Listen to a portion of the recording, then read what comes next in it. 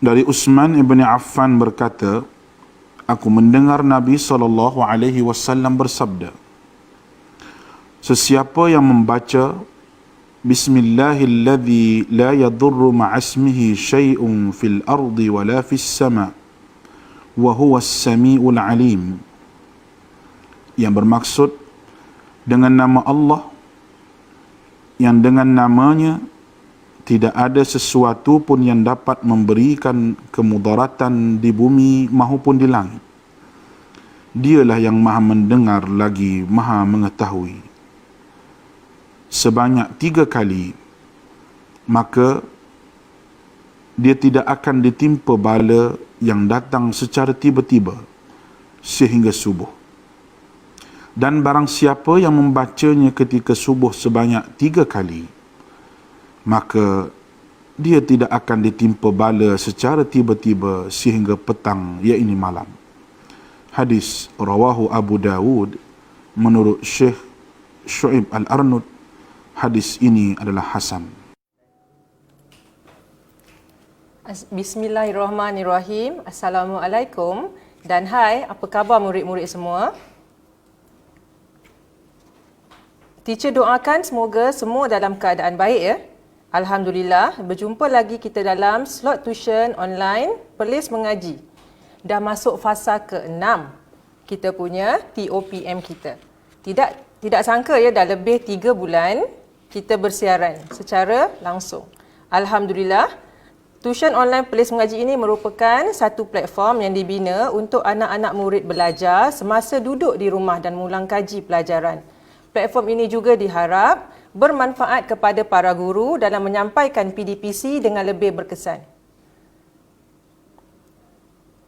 Okey. Tunggu sekejap. Okey, sekiranya ada yang terlepas daripada menonton slot secara langsung, bolehlah menonton kembali di Facebook Jabatan Pendidikan Negeri Perlis. Kali ini, teacher akan membincangkan tajuk Miracle of Density.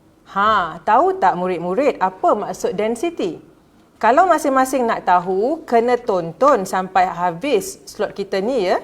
Siaran tuition online Perlis Mengaji ini dibawakan secara langsung oleh Jabatan Hal Agama Islam Negeri Perlis, Majlis Agama Islam dan Adat Istiadat Perlis, Kerajaan Negeri Perlis, juga Jabatan Pendidikan Negeri Perlis.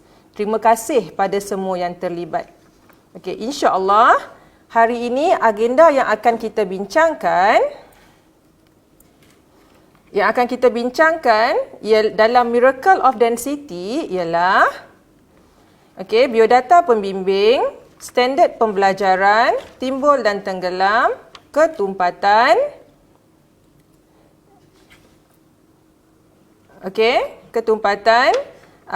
seterusnya, kita tunggu jap. Ketumpatan. Kemudian kita ada aplikasi ketumpatan dalam kehidupan. Juga kita ada kuis online yang teacher sediakan dalam bentuk quizizz.com. Mohon supaya pada semua murid dapat bersedia awal. Baiklah. Mari kita berkenalan terlebih dahulu. Tentu ada yang masih belum mengenali teacher. Pada yang masih belum mengenali teacher sebelum ini, nama teacher ialah Nurafidah binti Zainuddin dan merupakan seorang guru cemerlang sains. Teacher telah pun berkhidmat selama 16 tahun sepanjang perkhidmatan sebagai guru. Dan ini merupakan sekolah yang kedua teacher pernah mengajar, iaitu di SK Simpang 4. Sebelum ni teacher mengajar di SK Sanglang Perlis. Baiklah, cukup setakat itu kita punya sesi perkenalan. Bagi yang baru mengenali teacher, boleh tengok pada teacher punya yang ingin mengetahui lebih lanjut, boleh pergi pada Facebook teacher seperti yang tertera dekat skrin. Facebook dan juga Twitter lah. Baik. Jadi baiklah, kita fokuskan hari ini kita akan cuba fokus pada kita punya perkataan iaitu density. Density ni dalam bahasa Inggerisnya tapi dalam bahasa Melayunya dipanggil sebagai ketumpatan. Okey, bila kita cakap tentang ketumpatan, apa yang awak faham tentang ketumpatan? Jadi kalau kita tengok tajuk yang kita teacher bagi hari ini, Miracle of Density, kalau kita terjemah dalam bahasa Melayu, lebih kepada keajaiban ketumpatan. Apa yang ajaibnya? Sekejap lagi kita akan tengok. Okey, pertama sekali kita akan membincangkan berkenaan dengan standard pembelajaran yang teacher ambil daripada DSKP yang dikeluarkan oleh pihak BPK. Okey, baiklah, kita akan membincangkan tentang yang pertama, kita nak buat inference tentang objek ataupun bahan yang timbul dan juga tenggelam. Okey, sekejap lagi kita akan ada sedikit aktiviti ringkas. Yang kedua, kita akan cuba menghubung kait objek ataupun bahan yang timbul dan tenggelam dengan ketumpatan. Ketiga, kita akan cuba menyelesaikan masalah bagi mengenal pasti kaedah untuk menjadikan air lebih tumpat. Dan yang terakhir sekali, kita akan cuba menjelaskan pemerhatian tentang objek atau bahan yang lebih tumpat atau kurang tumpat daripada air. Baiklah, kita pergi terus kepada timbul tenggelam. Okey, bagaimana cara untuk kita menguji sama ada sesuatu objek itu timbul atau tenggelam? Okey, ketumpatan kalau kita tengok dekat sini, kalau kata dalam pendidikan yang lebih tinggi lagi dekat waktu awak sekolah menengah nanti, okey, ketumpatan akan diajar dengan lebih lanjut. Okey, so ketumpatan kat sini hanya sekadar awak dapatkan info. Okey, ketumpatan bersamaan dengan jisim per unit isi padu sesuatu bahan. Okey, nanti lepas ni waktu awak tekan satu, awak akan tahu tentang persamaan dia. Jadi kita dekat sekolah rendah, lagi-lagilah dekat tahun 3 tajuk ni, okey, dia lebih kepada nak tahu tentang objek yang tumpat atau kurang tumpat. Okey, tadi teacher tanya bagaimana cara untuk kita menguji. Cara dia mudah sahaja. Okey, dengan memasukkan objek-objek ke dalam air. Okey, masing-masing dekat rumah, okey, boleh cuba ambil saja apa-apa objek yang ada di rumah. Okey, cuba masuk dalam air dan kita tengok sama ada objek tersebut tenggelam ataupun timbul. Begitu mudah kan? Okey, tapi di sini kita cuba nyatakan juga apakah bahan-bahan yang ingin kita uji beserta dengan langkah-langkahnya. Dah alang-alang dekat rumah, jomlah kita cuba eksperimen ringkas. Okey? So, kita nak cuba uji objek itu sama ada timbul ataupun tenggelam. Bahan-bahan yang diperlukan hanya sikit saja. Okey? Kita ada akuarium kecil, tak ada akuarium, ada bekas pun tak apa. Duit shilling, bola pimpong, klip kertas, kayu aiskrim, guli, sabun, gabus ataupun span. Okey? Boleh masukkan. Langkah-langkah dia mudah. Mula-mula masukkan air dalam akuarium. Kemudian masuk ataupun campak je objek-objek dalam akuarium kecil tu. Kemudian tunggu set, tengok. Perhatikan sama ada objek itu timbul ataupun tenggelam. Seterusnya, rekodkan pemerhatian. Kat sini teacher pemudahkan dia punya langkah-langkah. Okey, langkah-langkah tu kalau awak tengok mudah. Mula-mula masukkan air dalam bekas. Kemudian ambil bahan-bahan ni, masukkan ke dalam. Okey, jom kita buat kita punya eksperimen. Okey. Dekat sini, okey, kalau kita tengok, teacher ada sediakan satu akuarium kecil, okey, beserta dengan bahan-bahan. Okey, yang pertama teacher ada guli. Okey, guli. Masukkan guli. Okey, seterusnya teacher ada bola pimpong. Masukkan bola pimpong. Ketiga, teacher ada sabun. Masukkan sabun. Okey, keempat teacher ada klip kertas. Masukkan klip kertas. Kelima, teacher ada duit shilling. Masukkan duit shilling. Dan yang keenam, teacher ada sponge. Okey, masukkan saja. Okey, so tunggu Ustaz. Okey, so awak pun dah boleh nampak mana satu yang tenggelam, mana satu yang timbul. Okey, so daripada awak punya pemerhatian, okey, awak dah boleh cuba dah. Okey, awak dah boleh cuba, awak dah boleh tahu dah mana satu tenggelam dan mana satu yang timbul. Okey. So, bila kita dah uji kita punya objek tersebut sama ada timbul ataupun tenggelam, Okey, sebelum tu mestilah awak ada satu ramalan yang kita panggil sebagai ramalan. Kalau kata yang lebih tinggi kita panggil sebagai hipotesis lah. So tahun 3, okey, yang ni kita anggap sebagai apa yang awak jangka akan berlaku. Okey. So saya punya ramalan sebelum saya jalankan eksperimen, saya kata bola pingpong dan juga kayu aiskrim. Oh, tadi teacher lupa nak masuk kayu aiskrim. Okey? Saya kata bola pingpong dan kayu aiskrim timbul dan ini objek-objek yang teacher kata tenggelam. Teacher ada sabun, teacher ada klip kertas, teacher ada guli, duit shilling dan juga teacher kata span ni tak pastilah, letak dekat tenggelam lah. Okey? So lepas eksperimen dijalankan, barulah kita dapat objek-objek yang timbul itu tadi. Apa yang kita dapat? Yes, kita dapat span, kita dapat bola pingpong, kita dapat kayu aiskrim itu timbul. Manakala objek yang tenggelam, itu yang kita uji tadi. Okey. Jadi kita kat sini kita dah boleh buat satu kesimpulan. Okey, di mana objek yang timbul, span, bola pingpong, kayu aiskrim dan juga objek yang tenggelam, yang kita katalah sebagai tadi yang kita uji tadi, iaitu sabun, guli, duit shilling dan juga klip kertas. Baiklah. So, selain daripada objek yang kita uji tersebut, dapatkah kamu senaraikan lagi objek yang timbul dan tenggelam? Agak-agak ada lagi tak objek yang timbul? Agak-agak ada lagi tak objek yang tenggelam? Awak boleh cuba dengan eksperimen yang sangat mudah. Yang macam teacher kata tadi. Okey. So, seterusnya, kita akan terus pergi kepada kita punya perkataan yang kita perlu fokuskan pada hari ini, iaitu ketumpatan. Nak tengok apa agaknya perkaitan antara ketumpatan dengan timbul dan tenggelam. Baiklah. So kat sini dia nyatakan ketumpatan setiap objek adalah berbeza. Yang ini awak kena ambil sebagai satu perkataan, satu ayat awak kena faham. Maksudnya ada objek yang akan tenggelam, ada objek yang akan timbul. Okey. So di sini, okey, timbul ataupun tenggelam sesuatu objek akan bergantung kepada ketumpatan objek terhadap ketumpatan air. Baik. Okey, apa maksud tu? Okey, maksudnya bila kata objek itu timbul. Okey? Maksudnya bila objek itu kurang tumpat daripada air.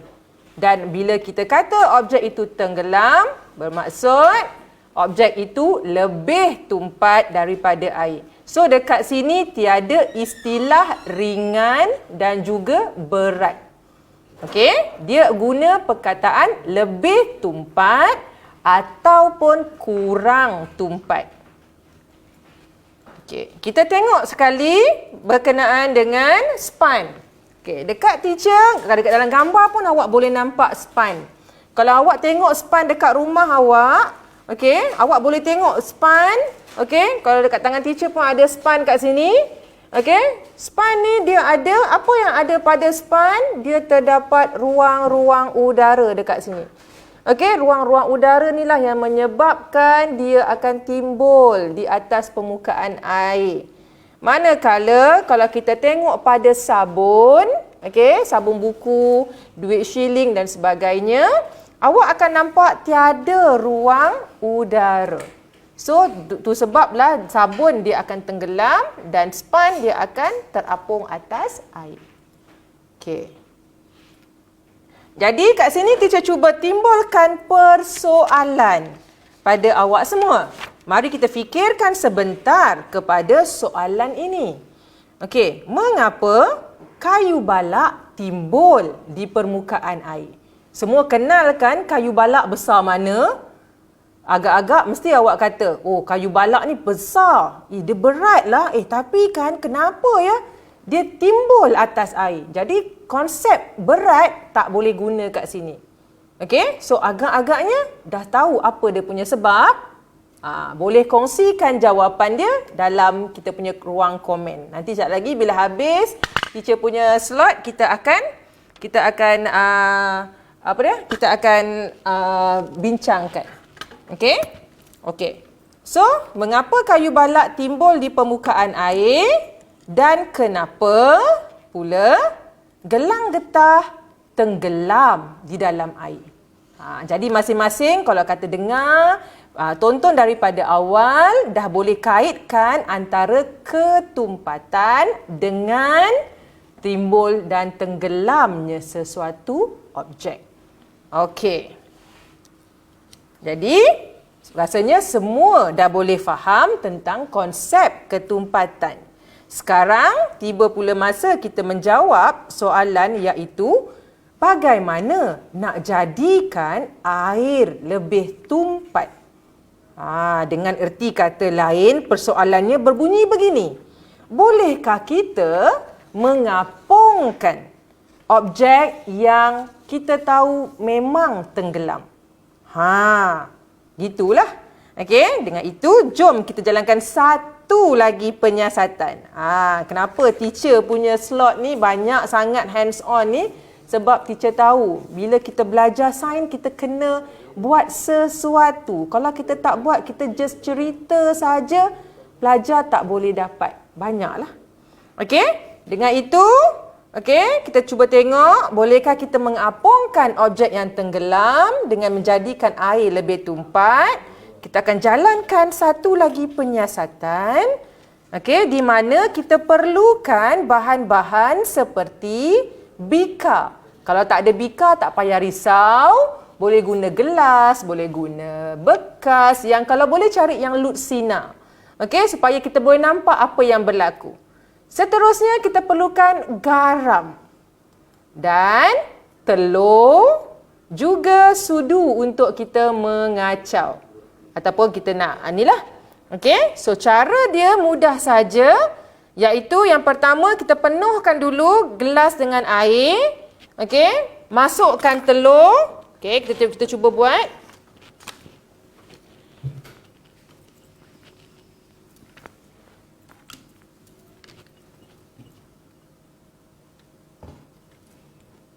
Okey, di sini kita ada satu bika. Okey, kemudian kita masukkan sebiji telur dalam air. Kita cuba perhatikan apa yang berlaku. Okey, masing-masing dah boleh nampak apa yang berlaku pada telur. Okey, telur itu tenggelam. Okey, setelah tu kita keluarkan balik. Catatkan dia punya pemerhatian. Kemudian kita ambil garam. Okey, dekat sini, cubalah kita masukkan garam kita.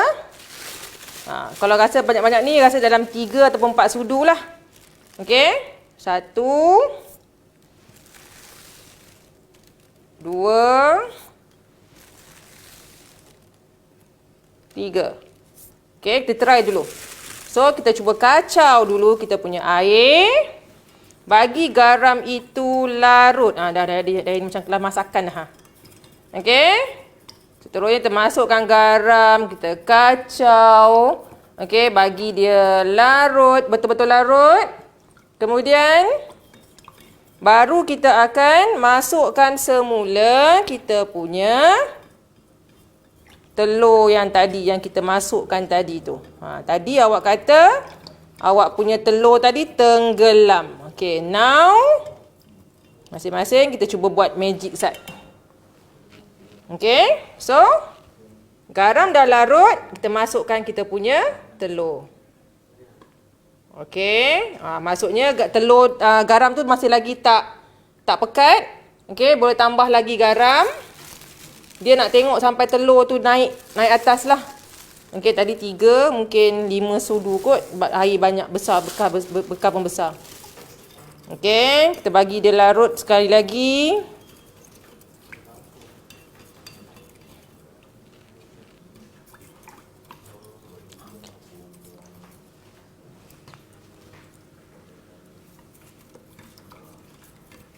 Okey, kita pun dah nampak kita punya air garam kita dah makin pekat.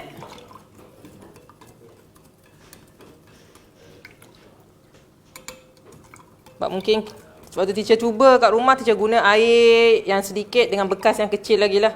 So ni bekas besar. Okey. Okey, bismillahirrahmanirrahim. Okey.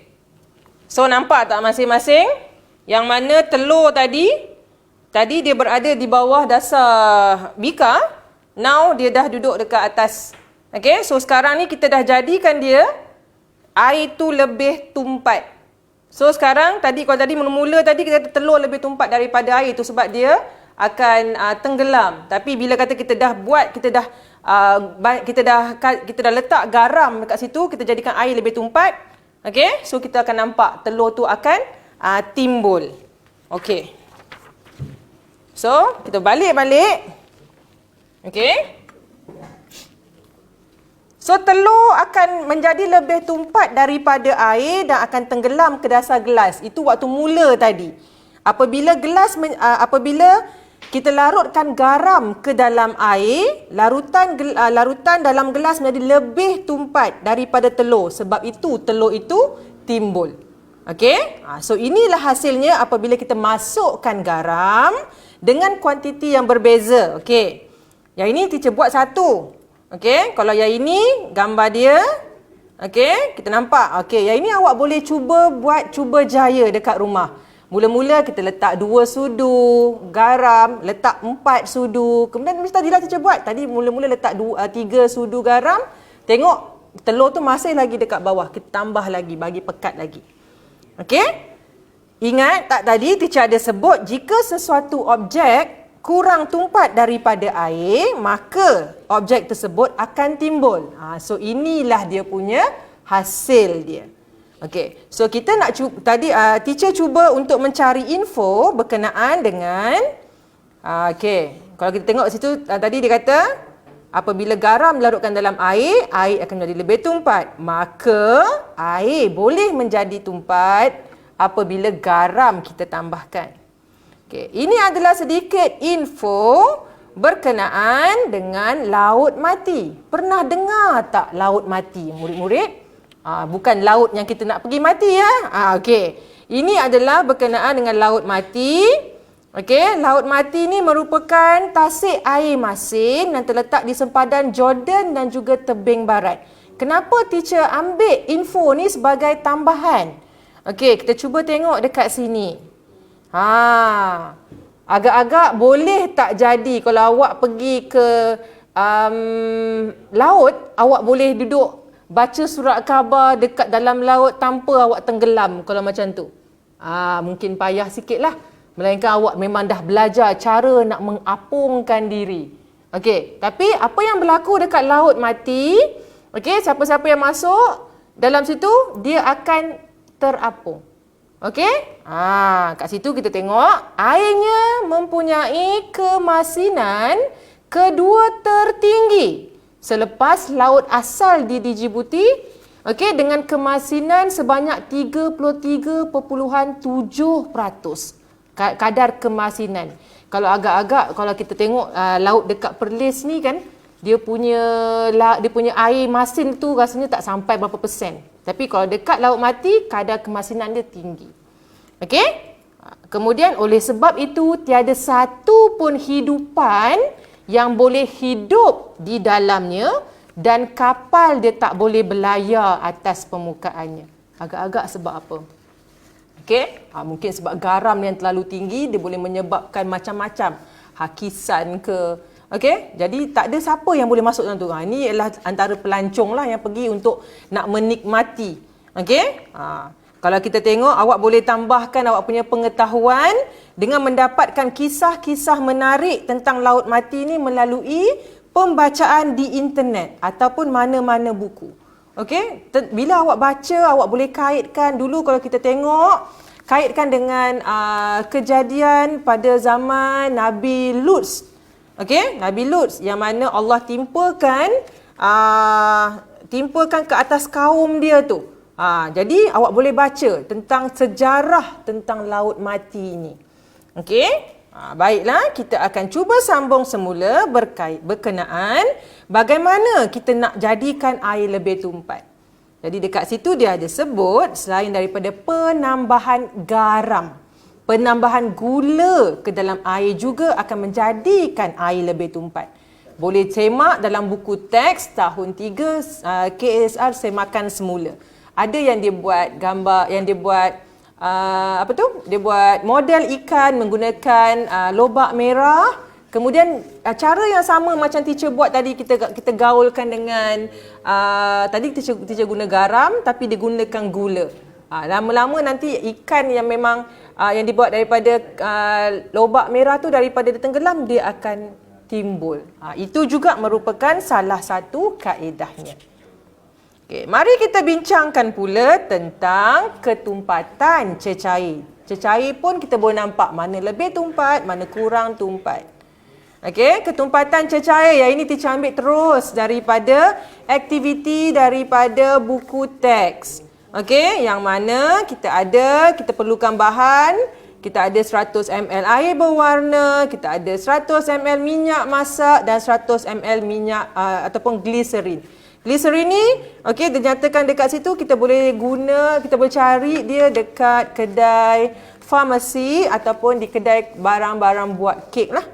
Okey? So kat sini teacher pun boleh buat dekat sini. Okey? Jom kita try. Okey, kita nak try sikit. Ini last eksperimen kita.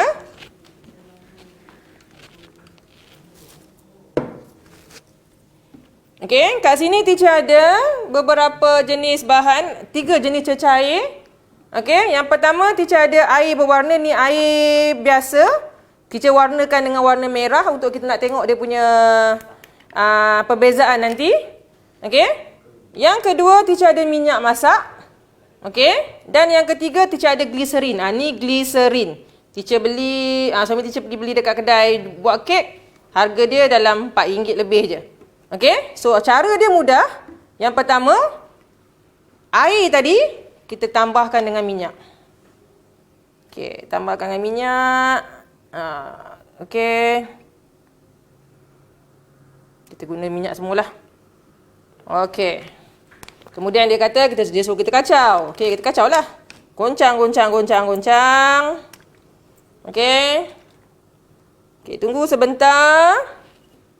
Okey, kita cuba tengok apa yang berlaku dulu apabila minyak dengan air kita campurkan.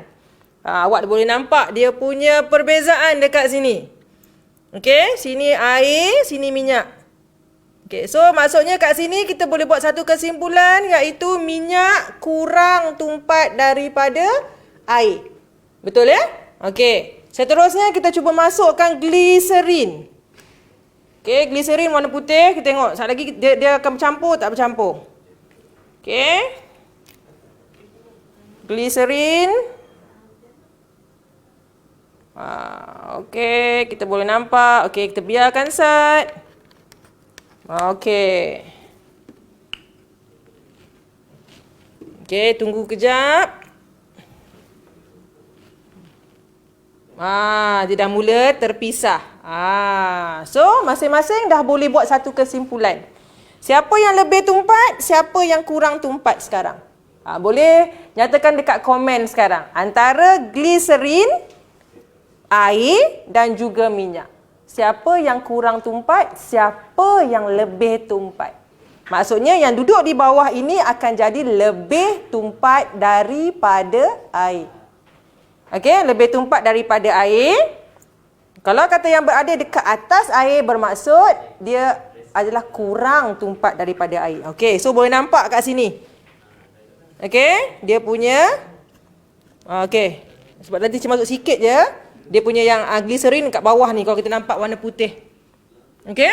Alright. So itu adalah ketumpatan cecair. Cecair pun kita boleh bezakan siapa yang lebih tumpat, siapa yang kurang tumpat. Okey. Sains ni benda yang sangat-sangat menyeronokkan sebenarnya. Baik. Seterusnya kita akan pergi terus kepada aplikasi ketumpatan dalam kehidupan. Okey, sebenarnya terdapat banyak aplikasi ataupun kegunaan ketumpatan dalam kehidupan kita. Antaranya, kenapa kapal boleh timbul, sauh boleh tenggelam. Yang kedua, pada pelampung dan jaket keselamatan. Dan yang ketiga, pada penternakan ikan. Okey, tengok satu persatu. Okey, itu adalah gambaran. Okey. Okey, kapal yang timbul, sauh yang tenggelam. Kapal dan juga sauh diperbuat daripada besi. Okey, kalau kita baca balik, kalau awak tengok balik, besi dia tak ada pun ruang-ruang udara. Betul ya? Okey, tapi kenapa kapal dia boleh timbul ke atas air? Okey, dan juga kenapa tapi sauh tenggelam dasar air? Okey, dekat sinilah dia punya magic. So kalau kita tengok, yang ni lebih kepada penerangan untuk sekolah rendah. Jangan bezakan pula, oh ni sekolah menengah belajar lain. Bukan. Kita cuma nak perkenalkan konsep ketumpatan. Okey? Fahamkan betul-betul. Okey. Pada bahagian kapal, dia akan ada satu bahagian yang mengandungi ruang udara. Okey, udara dalam kapal akan menjadikannya kurang tumpat daripada air. Manakala sauh yang diperbuat daripada besi akan tenggelam di dasar air kerana ia lebih tumpat daripada air. Faham tak? Kenapa dalam badan kapal dia ada satu ruang yang kita ada bahagian ruang udara lah. Okey, jadi masing-masing kalau nak tahu lebih lanjut, kena bertingkatkan lagi pembacaan. Okey, untuk yang kedua, kita ada pelampung dan jaket keselamatan. Bagi yang tak pandai berenang tapi nak berenang juga. Tapi macam mana masuk-masuk dalam air? Tenggelam terus. Okey, jadi kita gunakan konsep ketumpatan. Okey. So, udara di dalam pelampung dan juga jaket keselamatan akan menjadikannya kurang tumpat daripada air. Jadi, selamatlah untuk anak-anak kecil, orang-orang yang masih tak reti lagi nak berenang, boleh berada dekat dalam air. Okey, so oleh itu, kedua-duanya akan timbul.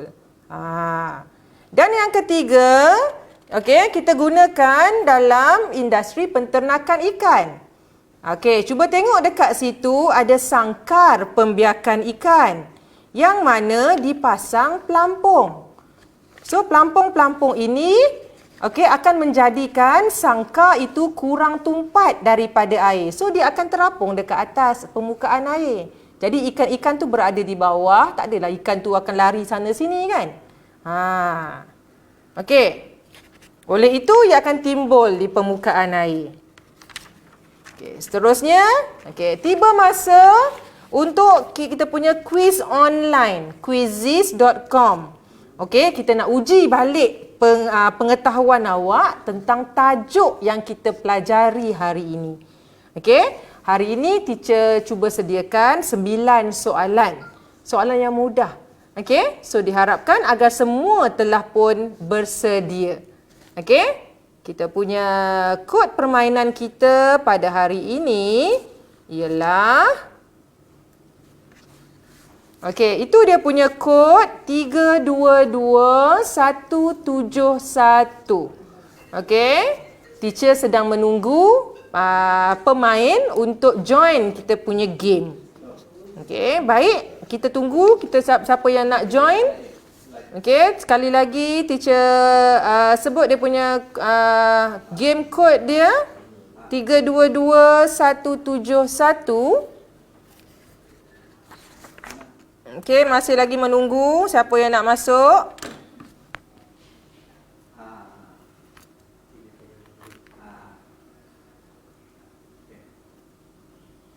Kita dah ada Adha SKBE, terima kasih. Habil Zubir. Kita tunggu lagi untuk kita start kita punya game.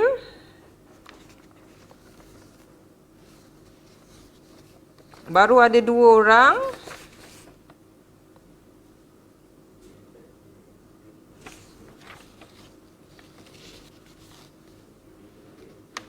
Teacher masih lagi menunggu. Masih lagi ada yang belum masuk. Dah 3 orang. Nur Sakina, terima kasih.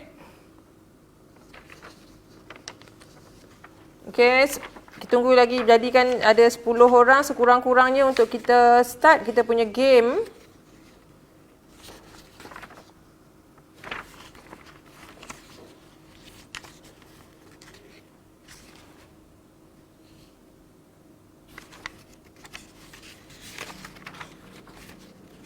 Okey, Wan Damia, terima kasih. Tunggu kejap, kita tunggu siapa lagi nak masuk.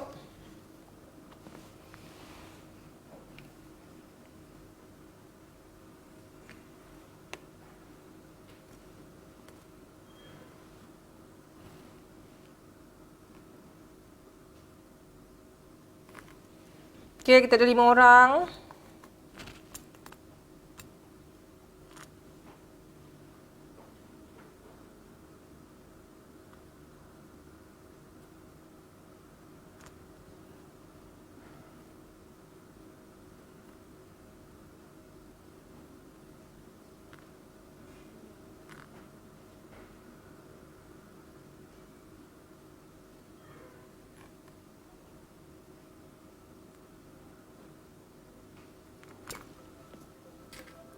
Okey, dah ada 7. Okey, teacher rasa teacher mulakan sekarang lah. Okey. Yang lain tu boleh cuba masuk. Teacher tak akan endkan kita punya game. Okey, kita mula sekarang.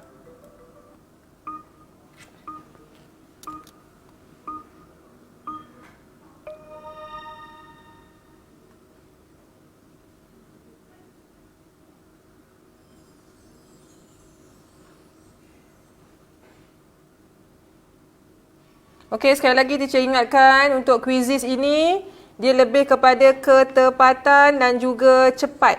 Cepatnya awak menjawab. Okey? Okey, tengok dah makin ramai yang makin ramai yang join.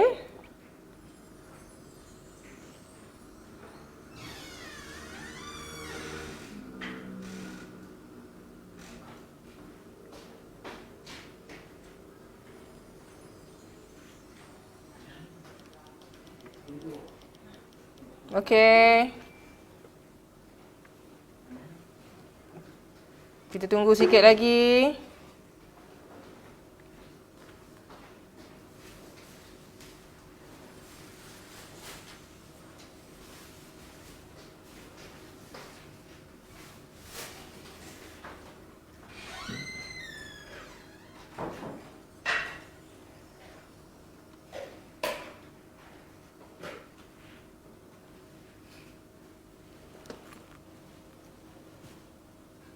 Okey, kita rasanya teacher tak akan offkan teacher punya game. Okey, awak boleh mula menjawab sampai habis.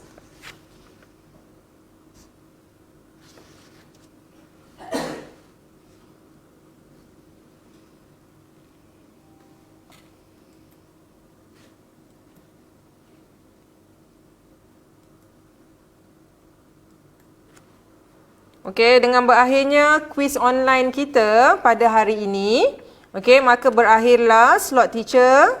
Okey, tahniah diucapkan kepada yang berjaya menjawab dengan penuh bersemangat. Jadi diharapkan agar murid-murid dan juga guru mendapat manfaat daripada sedikit perkongsian daripada teacher ya.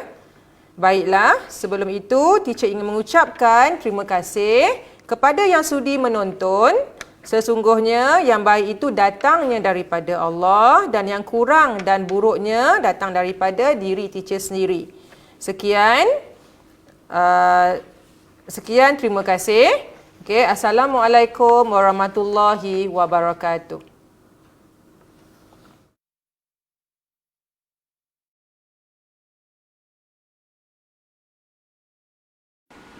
Daripada Anas bin Malik radhiyallahu anhu berkata, Nabi SAW pernah berdoa, Allahumma inni a'udzubika minal barasi wal jununi wal juzami wa min sayil asqam. Ya Allah, aku berlindung denganmu daripada penyakit sopak, penyakit gila, penyakit kusta dan penyakit-penyakit yang buruk. Hadis diriwayatkan oleh Al-Imam Abu Daud dengan sanad yang sahih.